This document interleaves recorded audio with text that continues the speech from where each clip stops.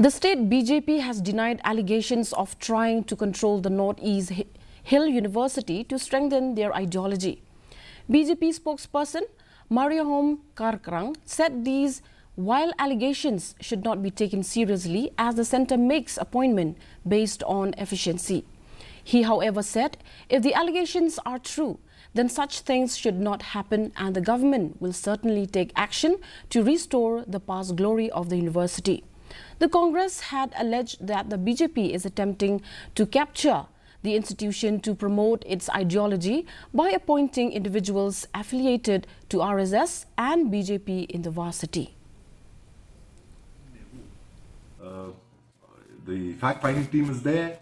Let them conduct and find out what exactly is happening on NEHU. And right from the party itself also we have taken up the issue. Bahag has taken up the issue with Delhi, inviting, and probably